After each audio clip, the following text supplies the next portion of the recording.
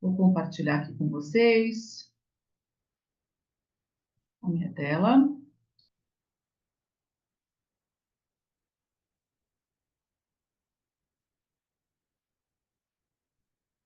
E aí, página 30.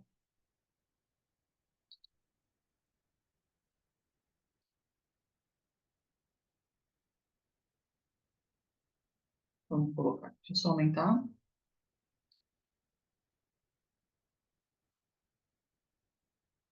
Então vamos lá. A gente vai ver o sexto, o sétimo e o oitavo capítulos. E a gente vai rezar já o Credo e a Salve Rainha, né? Porque a gente vai colocar nas nossas intenções essas duas orações. Por quê? Porque a gente vai decorando o Credo. Vocês vão ter que rezar para sempre na vida de vocês todas as missas. E a Salve Rainha é uma oração muito linda que a gente pode rezar para Maria, rezar para Nossa Senhora. Então vamos lá. Pelo sinal da Santa Cruz, livrai-nos Deus, nosso Senhor, dos nossos inimigos, em nome do Pai, do Filho e do Espírito Santo. Amém. Querido, só uma coisa que eu quero falar para vocês, para não esquecer. Quando a gente reza o Pai Nosso na missa, desculpa, quando a gente faz antes do Evangelho, a gente faz o sinal da cruz na missa, é importante falar essas coisas para vocês já se lembrarem à medida que vocês vão assistindo as missas aos domingos. Antes do Evangelho, antes do padre ler o Evangelho na missa, a gente faz o sinal da cruz, né? Só que a gente faz só este sinal, né? Para que as palavras entrem nas palavras, né? A Sagrada Escritura entre na nossa cabeça, né? Que a gente consiga falar sobre ela e fiquem gravadas no nosso coração. Não tem depois, em nome do Pai, do Filho e do Espírito Santo, tá?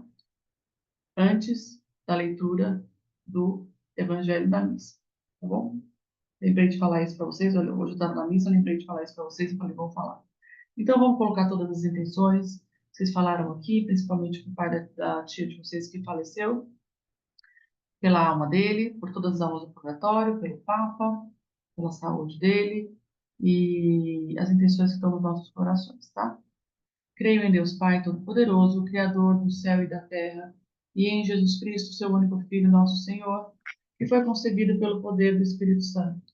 Nasceu da Virgem Maria, padeceu sob Pôncio Pilatos, foi crucificado, morto e sepultado, desceu à mansão dos mortos, ressuscitou ao terceiro dia, subiu aos céus, está sentado à direita de Deus Pai Todo-Poderoso, de onde há de vir a julgar os vivos e os mortos. Creio no Espírito Santo, na Santa Igreja Católica, na comunhão dos santos, na remissão dos pecados, na ressurreição da carne, na vida eterna. Amém. Agora vamos. Tem mais gente querendo entrar aqui, deixa eu ver.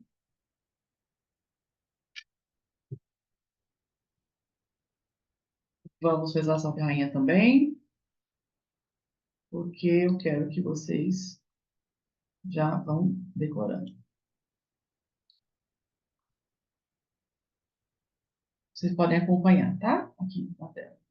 Salve, Rainha, Mãe de Misericórdia, vida, doçura e esperança, a nossa salve. A vós bradamos, os degredados filhos de Eva.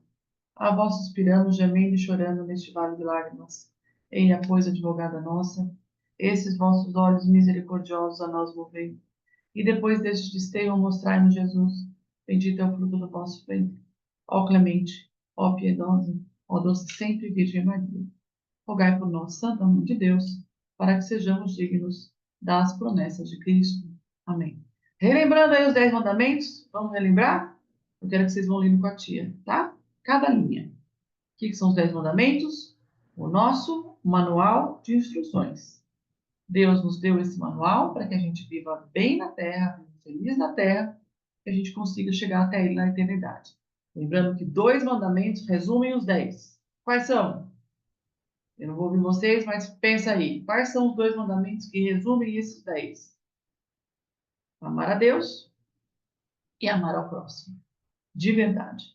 Com todo o coração. Com toda a nossa mente. Se a gente amar de verdade a Deus e ao próximo, a gente vai estar obedecendo aos 10 mandamentos, que é o nosso manual. Por que a gente tem que decorar os 10 mandamentos, tia? Porque como é que a gente vai obedecer se a gente não sabe quais são as regras do jogo? Quando vocês jogam futebol, vocês não entendem qual é a regra do impedimento, qual é a regra para lateral, vocês sabem as regras, quando é gol, quando não é gol, quando é falta, quando não é falta. né? Quando a gente joga vôlei, quando a gente joga basquete, tem as regras. A gente tem que saber, porque senão a gente não vai saber se a gente vai estar infringindo a regra ou não, se a gente vai tomar falta ou não. Então, na verdade, quando a gente não obedece uma dessas regras, a gente está cometendo pecados. Podem ser pecados graves ou pecados menos graves. Pecados graves, a gente chama de pecados mortais. O que são os pecados mortais? Pecado mortal é aquele que, se a gente comete, a gente se afasta totalmente de Deus, a gente não recebe mais as graças. Então, quando a gente comete um pecado mortal, a gente tem que se confessar o mais rápido possível, porque a gente não pode comungar, né? A gente for à missa, e é para a gente poder voltar, né? A se reconciliar com Deus e voltar a receber as graças. Então, a gente fica separado, como se tivesse um buraco entre nós e Deus. Então, são os pecados mortais. E se a gente, infelizmente, morrer com um pecado mortal, a gente não se salva. Tá aí a importância da gente saber as regras. E os pecados veniais, que são os pecados menos graves. Não quer dizer que a gente não ofende a Deus, mas é uma ofensa menor, que com o ato de contrição, né, quando a gente reza o ato penitencial na missa, a gente pode comungar. Porque esses pecados veniais, infelizmente, são os que a gente comete todos os dias, gente. Falei mal de um, não obedeci minha mãe, não estudei direito, né, respondi a professora, falei mal do meu amigo, esses pecados que a gente tem que lutar por eles, tá? Não é normal que a gente os cometa. A gente tem que detestá-los também, porque quanto mais a gente combate um pecado, mas esse é o meu pecadinho de estimação, eu sempre faço, eu sou preguiçosa mesmo. Não, não é para aceitar, é para lutar contra isso. Poxa, o que que eu posso fazer se eu sei que toda vez que eu chego em casa, eu fico deitada no sofá e não consigo estudar e acabo dormindo? Poxa, o que que a gente faz? A gente sabe disso, a gente vai ter essa tentação, então eu não vou deitar no sofá, vou fazer primeiro a minha tarefa e depois eu descanso, para não ceder à preguiça, que é um pecado, certo? É um pecado venial que a gente vai cometendo.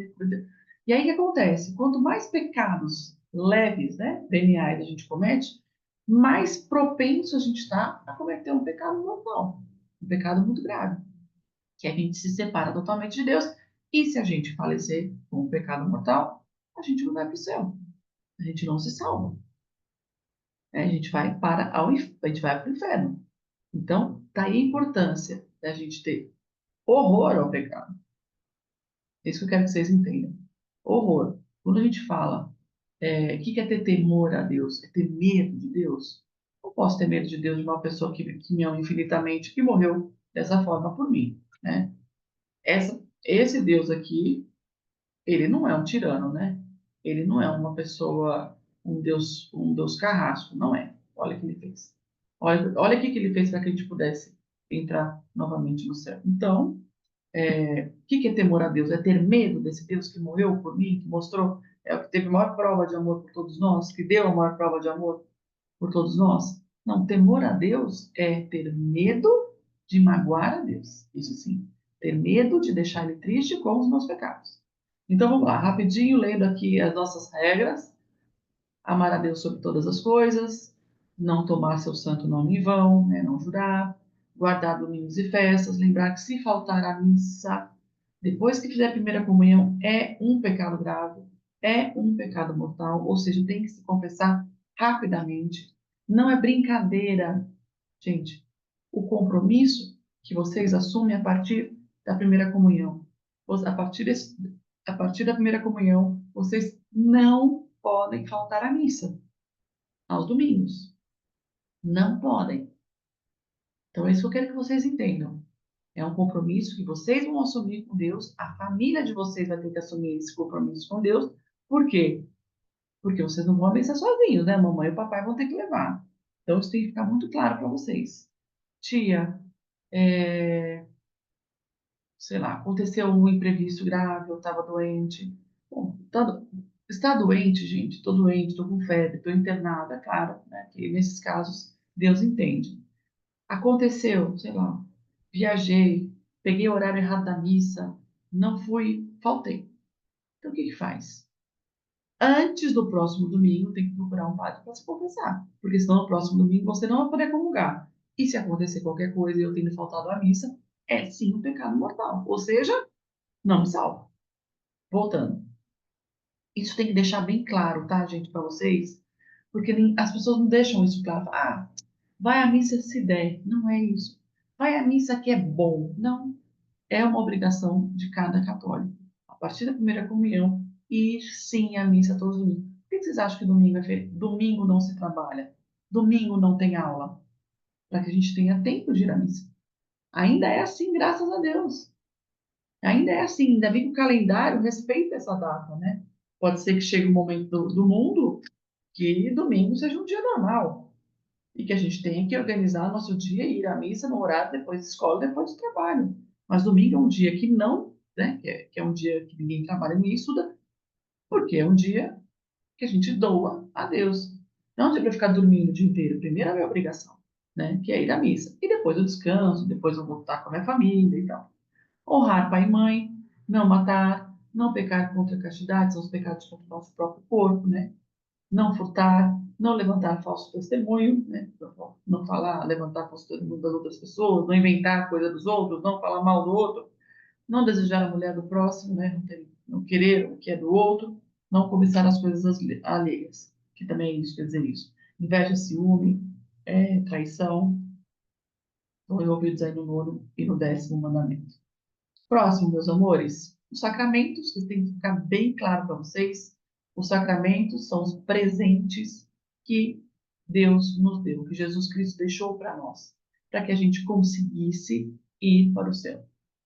Ah, tia, então quer dizer que quem não recebe os sacramentos não vai se salvar? Olha, a gente não pode falar isso. A única coisa que eu posso falar é que quem recebe os sacramentos consegue chegar de alguma forma ou de outra. É mais fácil. Lembra sempre da história que eu conto para vocês do videogame. Lembra do Mario. Para que o Mario consiga terminar, né, consiga terminar o jogo, fechar o jogo, é muito difícil se ele não pegar, né, o cogumelo, se ele não pegar o rabinho lá, eu não sei direito, vocês sabem. É muito difícil a gente conseguir, né? É muito difícil que você feche o jogo inteiro, que você passe por todas as fases. Pensa que isso aí são sacramentos. É quase impossível, é isso. Então, quais são eles? Lembrando desde o primeiro, que a gente recebeu quando a gente é pequenininho, né, que nos tira a mancha do pecado original.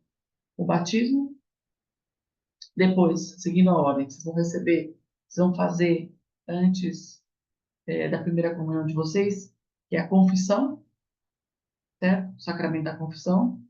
Depois, comunhão, né? Vocês vão receber também logo depois da confissão, esse ano ainda. Depois, quando vocês estiverem maiorzinhos, uns 14 anos, a confirmação ou crisma, ou seja, vocês maiores já confirmam o que os pais de vocês queriam para vocês lá no batismo, né? Vocês confirmam, eu creio no meu batismo, eu creio na Igreja Católica, vocês, no próprio nome de vocês, que é a crisma. E depois, os outros dois sacramentos, que são o sacramento da ordem, né, que recebem somente as pessoas que vão ser, os homens que serão padres, né, sacerdotes, e do matrimônio para aqueles que se casam, né. O casamento, as pessoas falam, eu casei na igreja. Casei na igreja, o que que é? Eu recebi o sacramento do matrimônio. E por último, e não menos importante, o sacramento da unção dos enfermos. Ah, Tia Bel, isso daí a gente só dá quando só recebe quando está morrendo? Não. A gente recebe esse sacramento quando a gente pode ter algum risco de morte. Então, por exemplo, uma criança que vai fazer uma cirurgia pode receber unção dos enfermos. Pessoas maiores de 60 anos já podem receber unção dos enfermos. Então, os 7 são importantes, tá? Lembra disso. São eles que nos ajudam e é somente a nossa igreja que tem os sacramentos. O que nos diferencia dos evangélicos, das outras religiões? Ah, tia, os evangélicos também são cristãos. Eles não vão para o céu, eles não vão. Bom, vai ser mais difícil para eles porque eles não têm os sacramentos. O batismo dele não é o batismo nosso, né? O batismo de Jesus Cristo. Eles não têm a Eucaristia, eles não comungam o corpo de Jesus.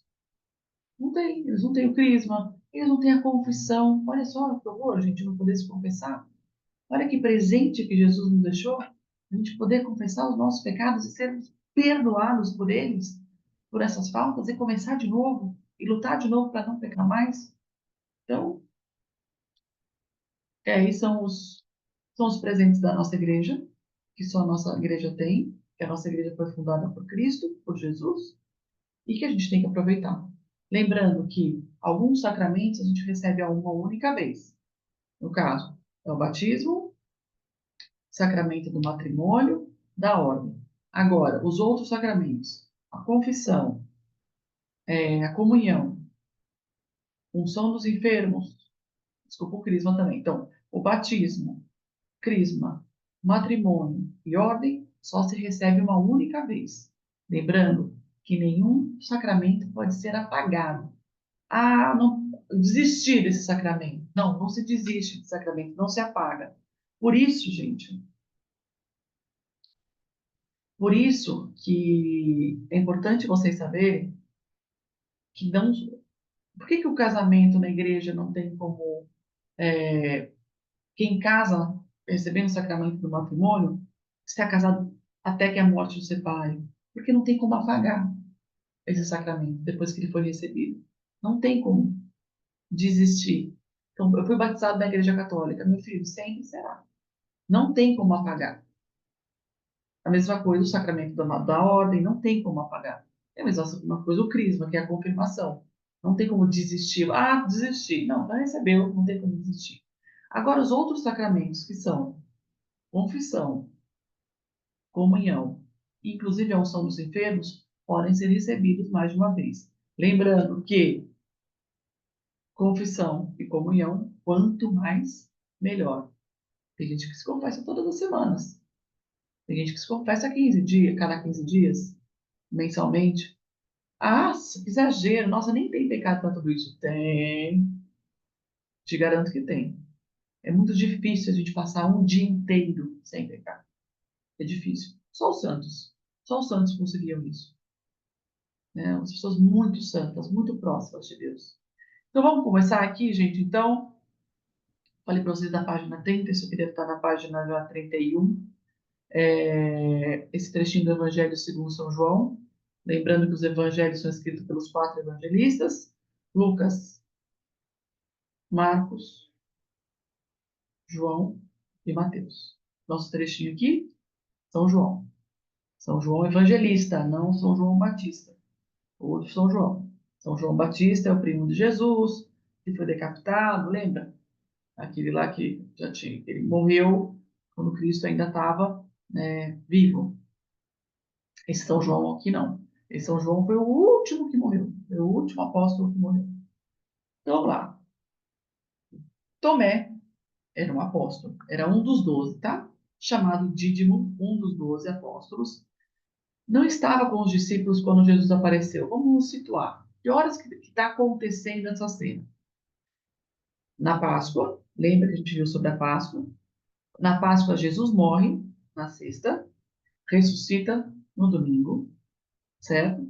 E aí depois ele vai aparecendo para algumas pessoas. Primeiro apareceu para as mulheres, depois apareceu para os discípulos de Emaús. Lembra que eles estavam indo embora, cabisbaixos, voltando para Emaús. Chegou um homem conversando com eles, e eles nem queriam olhar para a cara desse homem, porque eles estavam muito tristes.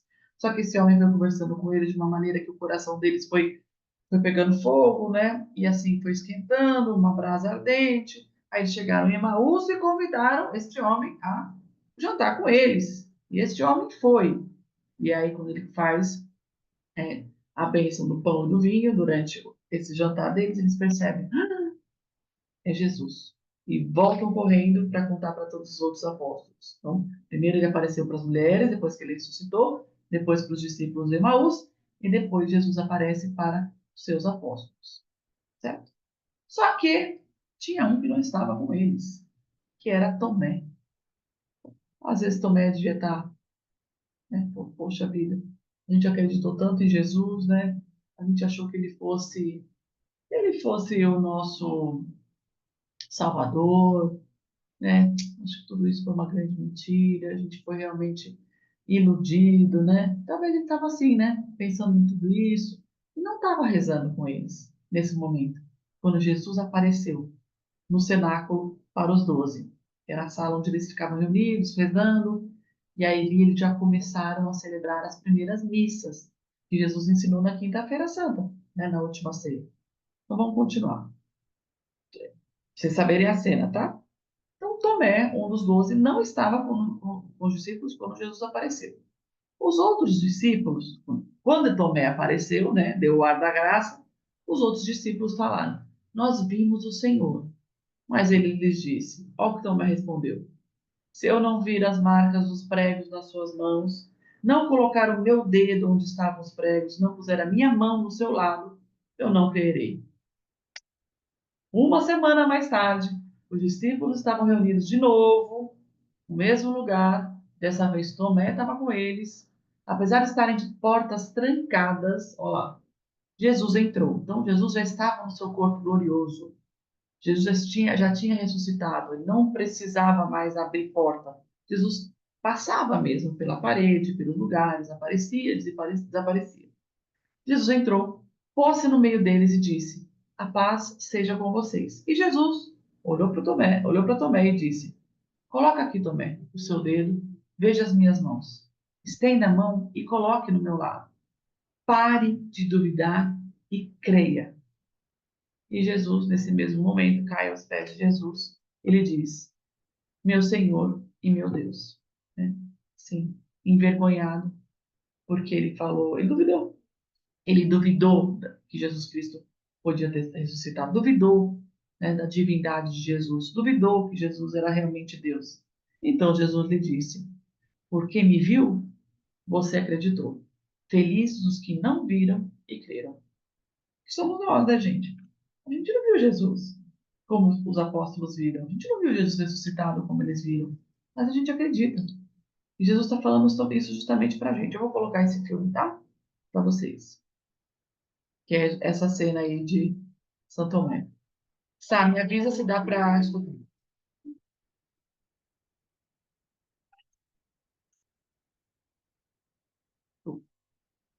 Nós vimos o Senhor.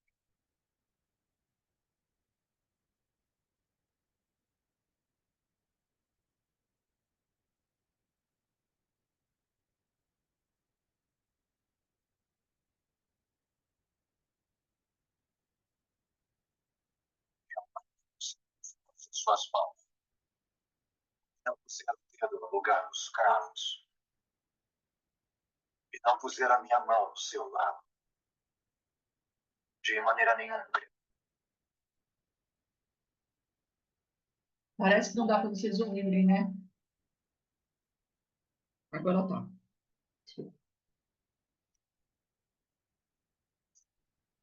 Jesus aparece lá.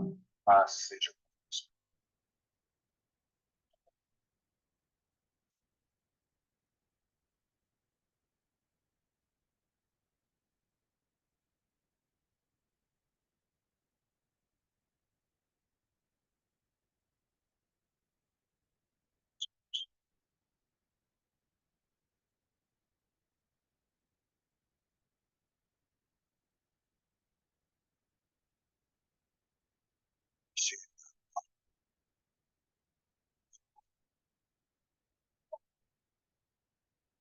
E não sejas incrédulo, mas crente.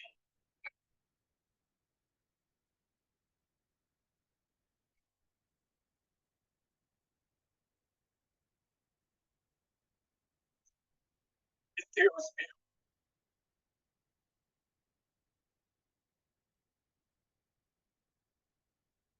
que me viste, creste. Bem-aventurados os que não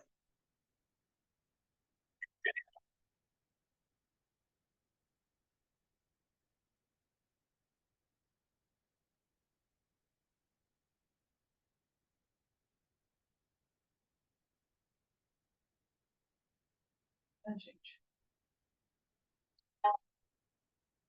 Ser misericordioso, tá? Perdoa também. Então vamos ler rapidinho na página 36, né?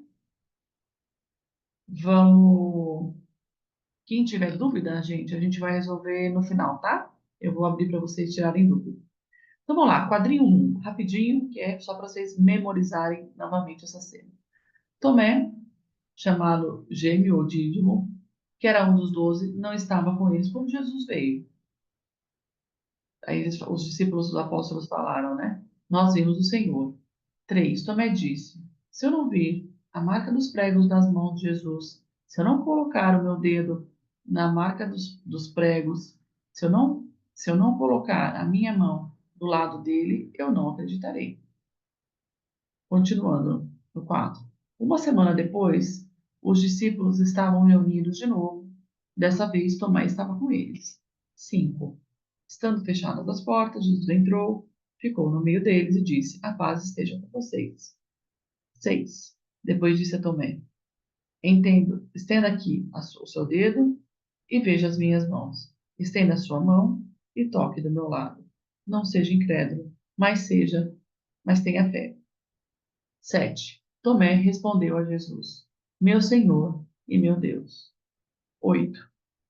Essa é uma jaculatória. Jaculatórias são orações pequenininhas que a gente pode rezar durante o dia, toda vez que a gente pode passar na frente de uma igreja, quando a gente fizer o sinal da cruz, a gente imaginar que Jesus está lá dentro do santuário e falar isso, meu Senhor e meu Deus.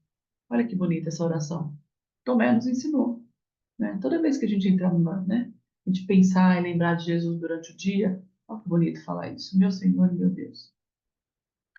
8. Jesus disse: Você acreditou porque me viu. Felizes os que acreditaram sem ter me visto. Então, é lindíssimo, né, esse trecho do Evangelho de São João, que ele descreve exatamente tudo que eles passaram, né, depois da ressurreição de Jesus. Então, lá no final, eu quero ler a história de Santa Catarina, lembrando que alguns santos Santa Isabel não deixa de falar. Então, Santa Catarina é uma. Eu queria ler, vocês acompanhem aí no final da página 37. Santa Catarina, exemplo e testemunho de fé. Lembrar que são santos? Santos são todos aqueles como nós que foram chamados, que já estão no céu, né? Todos nós somos chamados a ser santos. Nossa, Tia Bel, mas eu também, você também. Porque todos nós somos convidados a chegarmos no céu. Quem está no céu são os santos. Catarina nasceu em Alexandria, principal cidade do Egito Antigo, que era controlada pelo imperador Máximo Daia. Isso é história, tá, gente? Maximino Daia. Catarina sonhou que Maria lhe apresentava o menino Jesus e pediu para que ela fosse batizada. Desejosa em cumprir o que prometer em sonho, Catarina procura ainda mais instruir-se nas verdades da fé. E assim sendo, recebe o batismo e com a morte da sua mãe, Catarina transforma a sua residência num lar de acolhida.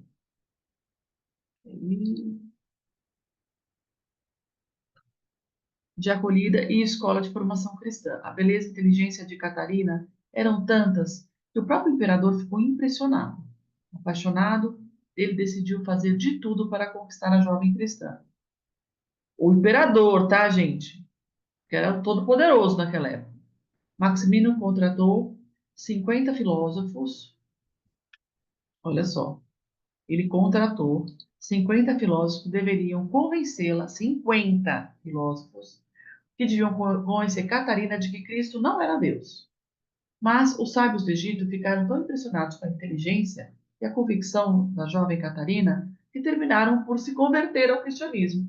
Ao invés dos filósofos converterem a Catarina, o que aconteceu? A Catarina converteu os 50 filósofos ao cristianismo.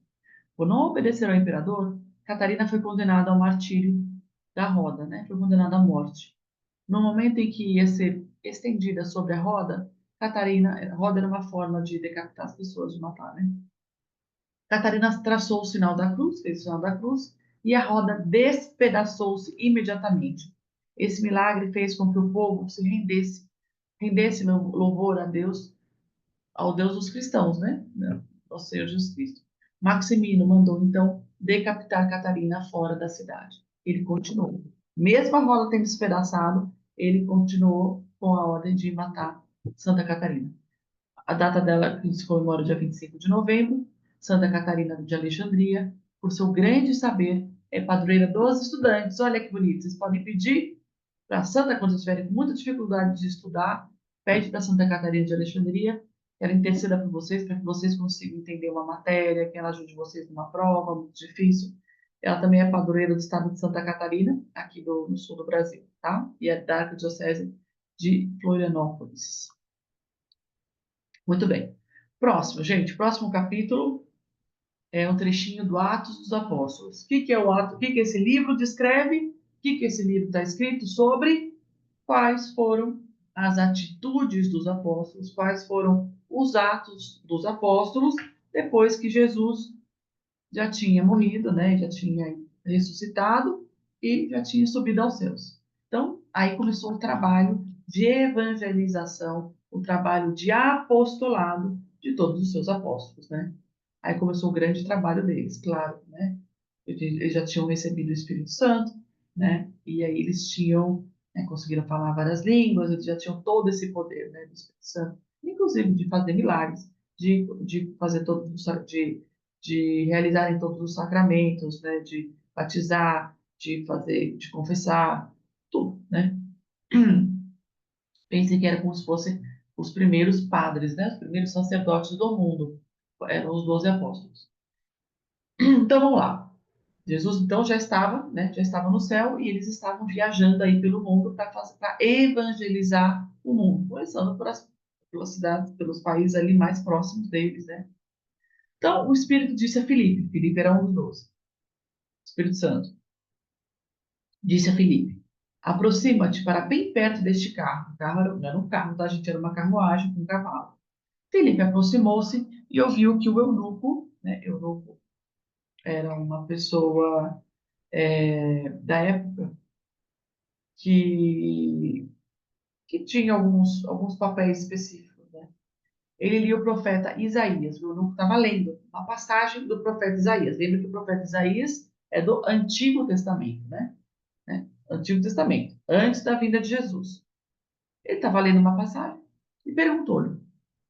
Ele perguntou, porventura, entendes o que estás lendo? Né? Filipe perguntou para ele.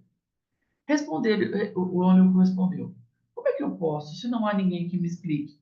E pediu para Felipe que subisse, né, nessa carruagem, nesse carro, e se sentasse junto dele. A passagem da escritura que ia lendo era esta, tá? Era esse trechinho que ele estava lendo do profeta Isaías. Lembra que o profeta Isaías profetizava, né? Profetizava, claro que inspirado por Deus, a vinda de Jesus Cristo, do Salvador. Então, o eunuco estava lendo essa passagem. Como ovelha, foi levado ao matadouro.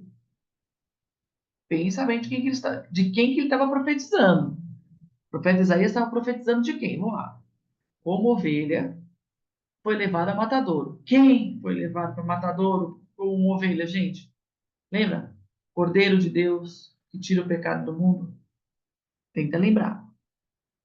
Como ovelha foi levado ao matadouro, como um cordeiro mudo, quietinho, apanhou, recebeu a coroa de espinhos, levou a cruz nas costas, mudou, não falou nada. Diante do que o tosquia, tosquia que é? A pessoa que tira, né, a sua lã, ele não abriu a sua boca. Na sua humilhação, foi consumado o seu julgamento. Quem poderá contar a sua descendência? Pois a sua vida foi tirada da terra. Esse era o trechinho que o eunuco estava lendo do profeta Isaías no Antigo Testamento. E ele disse a Filipe: eu rogo-te que me digas de quem disse isso o profeta? De si mesmo ou de outra pessoa? Aí o Filipe falou: meu amigo, deixa eu te contar. Tudo isso acabou de acontecer. Aí começou então Filipe a falar e, principiando por essa passagem da Escritura, anunciou-lhe Jesus. Ele falou: olha, eu nunca vou te contar uma coisa. Tudo isso aconteceu. Esta passagem de que o profeta Isaías estava falando acabou de acontecer. Esse cordeiro foi Jesus Cristo. Foi o nosso Deus que já veio ao mundo. E ele morreu exatamente dessa forma, como um cordeiro, humilhado, cuspido, batido, carregou a cruz e morreu por nós. E Felipe era apóstolo, né? Felipe viu tudo e viveu tudo isso. Vamos ver aqui. Gente, por favor, cuidado com câmera. A gente está vendo aqui, tá? Por favor. Vocês estão com câmera aberta. Dá para ver o que vocês estão fazendo aí. Tome cuidado. Voltando. E aí, é, ele começou a falar, explicando, né, o que tinha acontecido. Começou então a falar, primeiro para essa passagem, anunciou-lhe Jesus, né? Continuando o caminho, cuidado com câmera, não pode trocar de roupa na frente da câmera, gente. Vou continuar. Anunciou-lhe Jesus. Continuando o caminho, encontraram água. Então disse então o eunuco pediu: Eis aí água. O que impede que eu seja batizado? Ele pediu para que fosse batizado. Filipe respondeu: Se você acredita de todo o coração em tudo isso que eu te contei, você pode ser batizado. E ele falou: Eu creio, né? Disse ele que Jesus Cristo é o Filho de Deus. E mandou parar o carro. Ambos desceram a água e Filipe batizou o eunuco. E assim era o trabalho dos apóstolos. Aonde eles iam passando, era isso que eles faziam. Anunciavam a vinda de Jesus, batizavam as pessoas e iam, né? E essas pessoas continuavam fazendo esse trabalho, né? Convencendo outras pessoas, né? A partir do momento que os apóstolos passavam, agora o eunuco era um católico, o eunuco era um convertido. Então ele era um novo discípulo de Jesus, assim como nós. Nós aqui, depois de 2000 anos, continuamos sendo discípulos. O que a Isabel está fazendo com vocês hoje, o que, que é? É um apostolado. É mostrando para vocês tudo, né? Evangelizando vocês como faziam os apóstolos lá no comecinho, né? Assim que Jesus foi para o céu. Esse é o trabalho deles, né? De evangelizar. Então, ali na página 41, lá em cima, quadrinho 1. Então o Espírito disse: Filipe, aproxima-te, né? Olha os desenhos para vocês entenderem. O Espírito Santo iluminou, né, a cabecinha de Filipe, o apóstolo. Vai lá, Filipe, se aproxima desse carro, se aproxima desse carro. Aí, número 2, Filipe correu, ouviu o eunuco, estava lendo naquele momento um trechinho do profeta Isaías e perguntou: Você está entendendo? Você está lendo? Número 3, o eunuco respondeu: Como posso entender se ninguém me explicou, né? Se ninguém me explica? E convidou Filipe para subir e sentar-se com ele, né? Lá no carro dele, lá na carruagem. A passagem da escritura que o eunuco estava lendo era esta: Como o cordeiro levado a matadouro, como ovelha muda diante do tosqueador, da mesma forma ele não abriu a boca. Número 5. O eunuco disse a Filipe: Por favor, me explique, de quem o profeta está dizendo isso? Ele fala de si mesmo ou ele se refere a outra pessoa? Ele falou: Não, ele se refere a outra pessoa. E essa pessoa é Jesus Cristo, o verdadeiro Deus e verdadeiro homem, que veio à Terra, né?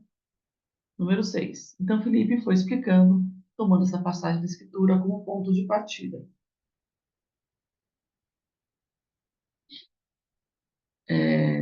Tomando essa passagem de estudo como ponto de partida, anunciou sobre, né, a vinda de Jesus.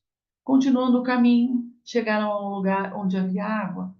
Então disse: Aqui está a água. O que impede que eu seja batizado? Filipe disse: É possível se você acredita de todo o coração. E o eunuco respondeu: Eu acredito, eu creio que Jesus Cristo é o Filho de Deus. Então Filipe batizou o eunuco.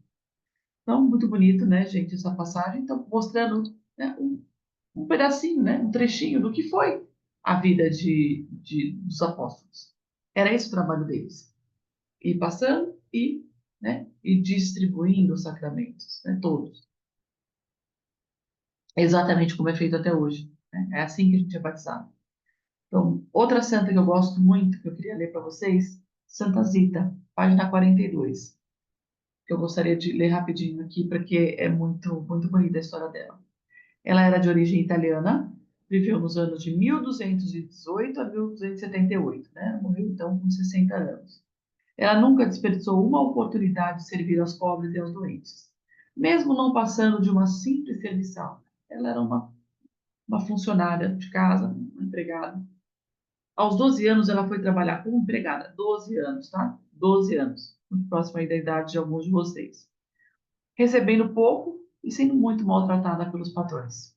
Zita nunca se abateu por estar nessa situação. Com o tempo e sua extrema bondade, conquistou a todos e viveu os 48 anos restantes nesta casa, já no posto de governanta. Então, ela veio trabalhando como empregada, ganhando mal, sendo maltratada, e ela era tão boa, que ela chegou ao posto de governanta, recebendo o mais profundo respeito de todos os integrantes da família, né? Começaram a respeitá-la e provavelmente amá-la também. Zita não podia ver uma pessoa faminta que logo o alimentava, muitas vezes com a comida da despensa do patrão. Mas não foram poucas as vezes em que ela gastou o seu próprio dinheiro para favorecer os necessitados. Em suas horas vagas, fazia trabalhos voluntários junto aos doentes, famílias carentes e prisioneiros. Ela passava horas em oração ao lado de criminosos condenados à morte, ou pessoas que iam morrer, né? E ela fazia o quê? Ela ia lá e rezava com essa pessoa.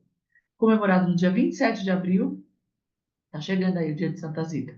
Levou a vida mostrando a todos que não existe impedimento para realizar a caridade. Todo mundo pode ser caridoso. Mesmo para quem não pode fazer doações materiais, né, com dinheiro, sempre há a possibilidade de estar próximo de pessoas doentes ou em sofrimento, levando palavras de fé e esperança. Você pode falar, nossa, tia Bel, eu não tenho dinheiro. Mas você pode rezar. Você pode rezar com uma pessoa. Você pode rezar para uma pessoa. Ninguém está impedido de ser caridoso, né? De realizar a caridade. E agora na quaresma, gente, é um ótimo momento da gente realizar, né, isso. A gente é um TP aí da nossa atos de caridade, né? Seja com esmola, né? Esmola, digo assim, com dinheiro, né? Espécie ou comida, mas seja com oração também, né? Oferecer, né, pequenos sacrifícios pelas outras pessoas, né, rezar pelas outras pessoas. Que vocês tenham esse hábito, né, de rezar pelos outros. São atos de caridade, né, que Jesus adora, ele gosta muito de rezar pelo outro. Continuando, gente, o último capítulo de hoje, também dos Atos dos Apóstolos, o outro trecho, que a gente vai falar de São Paulo. E São Paulo, um grandíssimo apóstolo, né? Então, lembrando que São Paulo, antes dele, ele era um soldado judeu que fazia o quê? Ele perseguia e matava os cristãos. Quem eram os cristãos? Aqueles que acreditavam em Jesus. Logo depois que Jesus morreu, né, todas aquelas pessoas que acreditavam em Jesus, né, foram convertidos, né, do judaísmo ao catolicismo por Jesus, né, que acreditavam que Jesus era realmente o Salvador, eram os cristãos. Cristão é quem acredita em Jesus Cristo. São Paulo era um soldado judeu muito forte, muito inteligente, muito estrategista, que, ó, perseguia e matava todos aqueles que acreditavam em Jesus. Essa é a missão dele. Lembrando que aqui ele se chamava ainda Saulo, tá? Era o nome judeu dele. Então, vamos ler esse trechinho. Então, Ananias entrou na casa. Antes disso acontecer, eu vou explicar o que aconteceu. Numa dessas viagens, Saulo, né, ainda não tinha trocado de nome, que Saulo estava fazendo, justamente procurando por cristãos para matar, ele estava no seu cavalo e ele, de repente, ele caiu do cavalo e ele teve a visão de Jesus Cristo. Né? Jesus Cristo já tinha morrido, já tinha ressuscitado, já tinha ido para o céu, tá? Nesse momento. Só que ele aparece para Saulo, porque Saulo estava devastando os cristãos. Ele era um soldado muito forte. Estava matando todos os cristãos. E Jesus aparece para ele e fala: Saulo, Saulo, por que me persegues? Nesse momento, Jesus Cristo, Saulo começou a conversão dele. Ele ficou cego, tá? Ele não conseguia mais ver. Então, Ananias, ele foi para a casa de Ananias, entrou na casa dele, pôs as mãos sobre Saulo e disse: Irmão Saulo, o Senhor Jesus, que apareceu no caminho por onde você vinha, enviou-me para que você volte a ver e seja cheio do Espírito Santo. Então, através de Ananias, né, ele recebeu essa bênção, né, como se fosse um batismo mesmo pelo Espírito Santo. E imediatamente, algo como escamas caíram dos olhos de Saulo e ele passou a ver novamente. Só que, gente, não foi só a vista, né? Não foi só os olhos dele que se abriram, ele passou a enxergar realmente, literalmente, mas foram os olhos da alma, os olhos da alma dele. Foi como se ele recebeu o Espírito Santo, lembra que o Espírito Santo é a terceira pessoa da Santíssima Trindade, Pai, Filho e Espírito Santo, né? E depois que Jesus foi para o céu, ele nos deixa o Espírito Santo, ele se levanta naquele momento e foi batizado, e depois de comer, ele recupera suas forças. Aí Saulo passou vários dias com os discípulos em Damasco, que era uma cidade enorme, logo começou a pregar nas sinagogas que Jesus era o Filho de Deus. Então foi assim que Saulo tornou-se Paulo, um dos maiores apóstolos que a gente teve. Eu já passei esse filme da vida dele para vocês assistirem. Não sei se todos vocês já assistiram, mas eu vou colocar um trechinho aqui dessa passagem.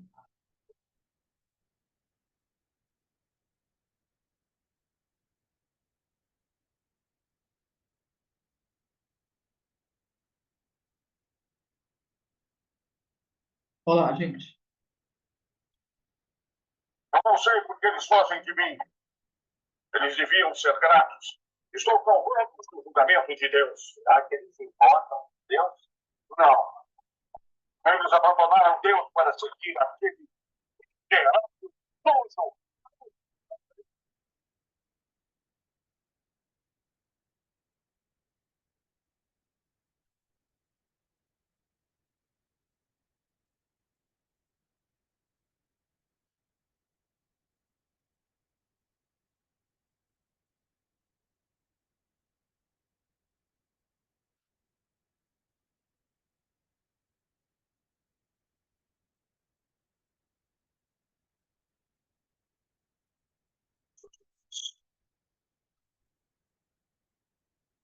Você persegue.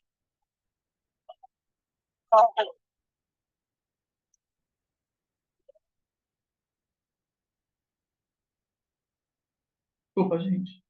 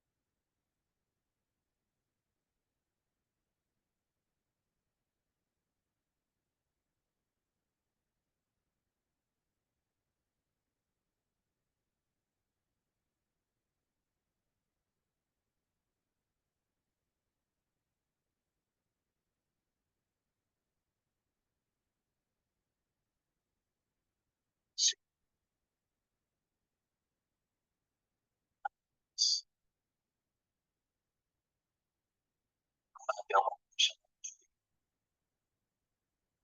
de sobrenome que chamam de Paulo de Tarso. Ele bate na gente. Ele prende seus seguidores em todos os lugares.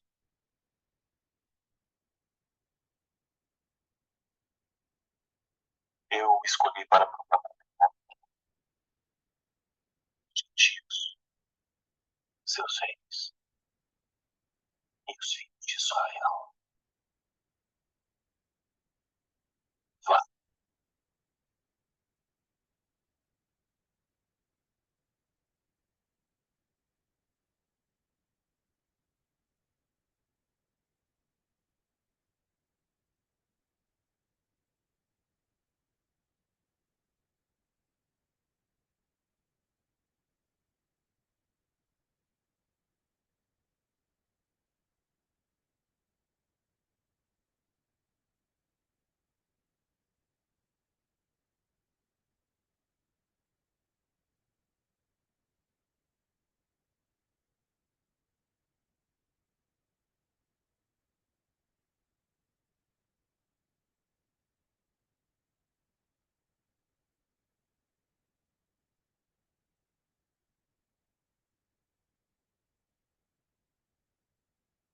Isso aí.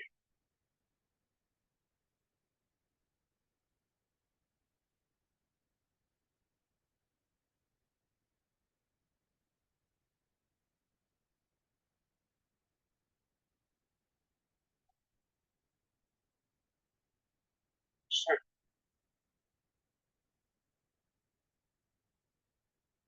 Eu sou daqueles que querem destruir.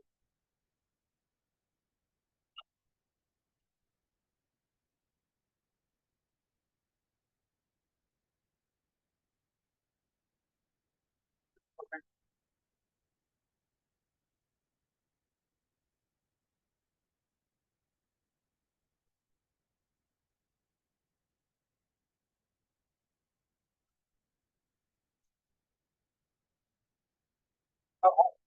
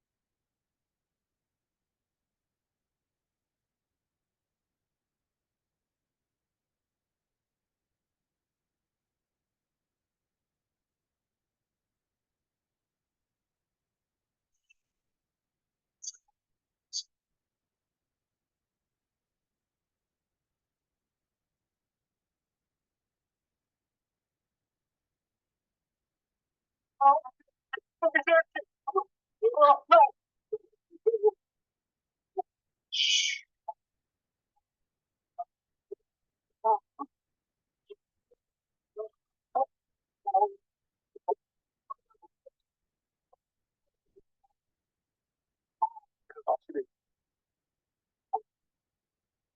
Já que ele o escolheu para mudar o mundo em seu nome.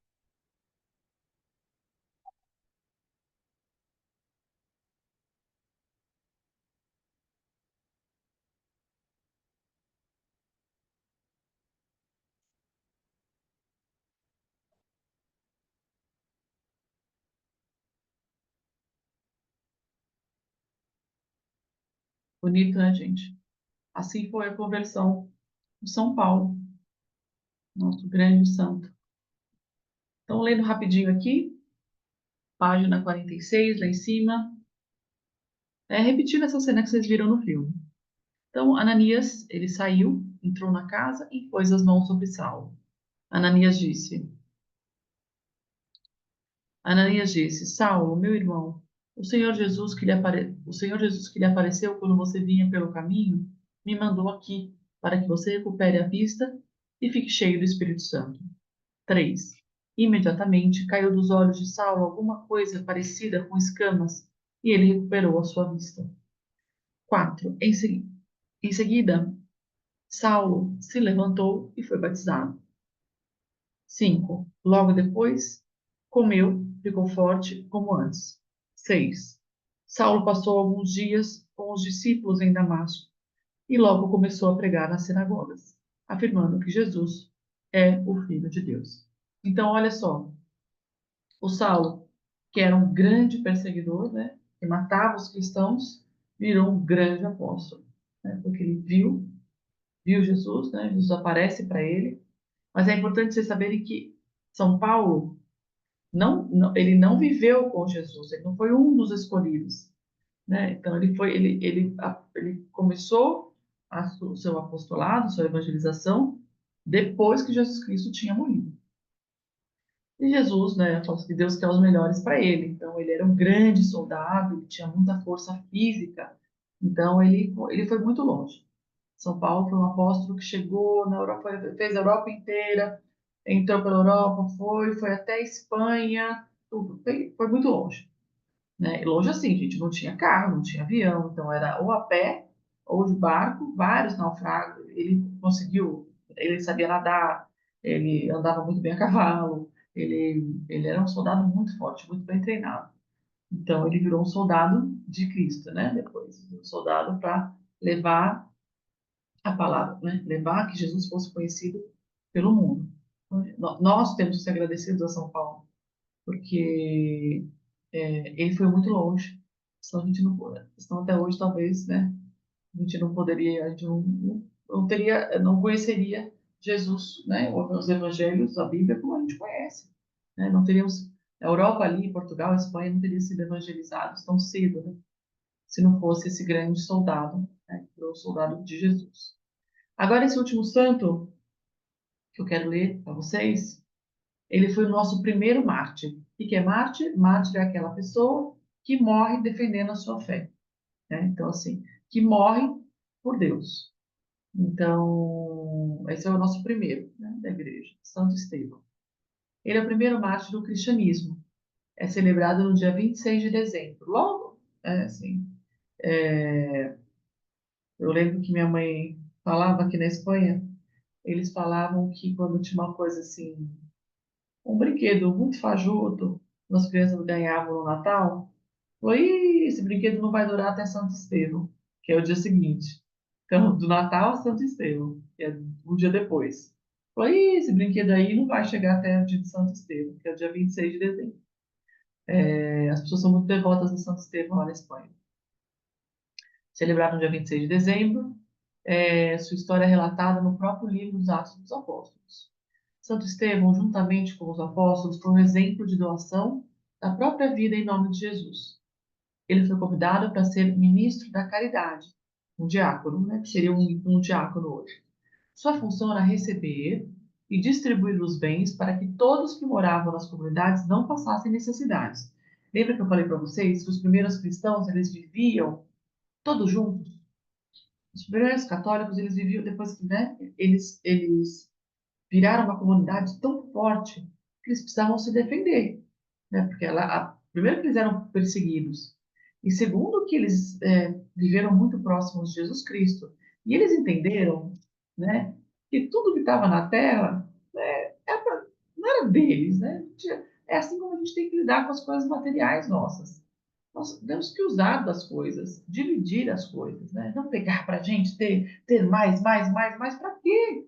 Para eles estava muito claro que ia morrer e eles tinham que salvar a tua alma e ir para o céu, que era a eternidade. Então, eles estavam tudo estava muito claro para eles, né? Porque a maioria deles viu Jesus Cristo, conviveram com Jesus. Então, o que eles faziam? Eles viviam numa grande comunidade, eles dividiam todos os bens, quem tinha muito dividia para os outros, quem tinha pouco trabalhava e ajudava, eles viviam muito unidos. Então, São Estevão vivia, né, com os primeiros cristãos, e o trabalho dele era justamente esse, né, a função era receber os bens e distribuir igualmente para que todos que moravam nessas comunidades não passassem, que ninguém passasse fome, né? Eles se cuidavam ali como irmãos mesmo, como irmãos de uma mesma família, como nós teríamos que ser até hoje, né? Não deixar que nenhum cristão católico passasse fome, né? Que nem que tem que nós somos irmãos, filhos de Deus, né? Nem o cristão católico e nem o outro ser humano, né, gente? Quanto mais o irmão da mesma fé. Foi um grande evangelizador, pois divulgava a palavra de Cristo. Era um homem correto e cheio de fé no Espírito Santo. Foi acusado por dizer que Jesus prometera destruir o templo sagrado que e queria mudar as leis de Deus passadas a Moisés. Por isso ele foi preso, né? Ele estava justamente falando o que Jesus tinha falado, né? Só isso. Num discurso iluminado, contou toda a história do povo de Deus e provou que não falou nada contra Deus, nem contra Moisés, né? Assim como nós católicos, nós não somos contra Moisés. Moisés foi um grande profeta, né? Mas através das mãos de Moisés a gente recebeu os 10 mandamentos que a gente segue até hoje, nem contra, ele não falou nem contra Moisés, nem contra a lei, nem contra o tempo, mas mesmo assim os acusadores não aceitaram seus argumentos e o apedrejaram até a morte. Pouco antes de sua morte, Estevão pediu perdão a Deus para os seus agressores. Quem foi que fez isso? Jesus Cristo fez isso exatamente igual no Calvário. Quando Jesus Cristo não estava na cruz, ele não falou uma das poucas frases que Jesus falou, né, durante a sua paixão. Pai, perdoa-os porque eles não sabem o que fazem. Não falou isso? Santo Estevão copiou, falou a mesma coisa. Enquanto ele era apedrejado, né, antes de morrer, muitas pedras recebendo, né, e morrendo, ele ia rezando, Pai, perdoa, perdoa, porque eles não sabem o que fazem, né? Pedia perdão pelos seus agressores. Então, meus amores, é isso. Terminamos a nossa aula de hoje. Vamos rezar para o nosso anjo da guarda, tá? E aí, depois, no final, a tia Bel vai deixar um tempinho para quem tiver alguma dúvida. Não esqueçam de decorar o credo, salve rainha, e os 10 mandamentos. Então, vamos lá. Vamos rezar para o nosso anjo da guarda. Vamos pedir especial intercessão hoje para os santos que a gente viu. Nós vimos a história de São Paulo. São Paulo roga por nós. Santa Zita. E qual foi o outro que a gente viu? Ajudei a lembrar. A gente viu mais um santo. Ah, Santa Catarina. Santa Catarina, Santa Zita e São Paulo. Eles roguem por nós. Então, vamos rezar para o nosso anjo da guarda, que ele proteja todos vocês. Eu não sei se vocês estão semana de prova ou não, que o anjo da guarda sempre acompanhe todos vocês. Não deixem de pedir ajuda para o anjo da guarda. Ele está por conta de cada um. A gente tem, gente, um anjo extremamente poderoso que Deus deu para cada um anjo para que a gente contasse com a ajuda dele. Lembre, o anjo da guarda ele não lê os nossos pensamentos como Deus lê. Não lê. A gente precisa pedir para ele. Ele não entra na nossa liberdade. Tem que pedir ajuda para ele. Aí ele nos ajuda. Agora, se a gente não pedir, se a gente não rezar, ele vai se afastando e a gente vai perdendo a chance de ter esse anjo super poderoso para nos ajudar. Então vamos rezar para ele. Santo anjo do Senhor, meu zeloso guardador, se a ti me confio a piedade divina, sempre me rege, me guarde, me governe, me ilumine. Amém. Em nome do Pai, do Filho e do Espírito Santo. Amém. Boa semana. Até sexta que vem. Eu vou atualizando vocês se a gente volta presencial ou não. Tá bom?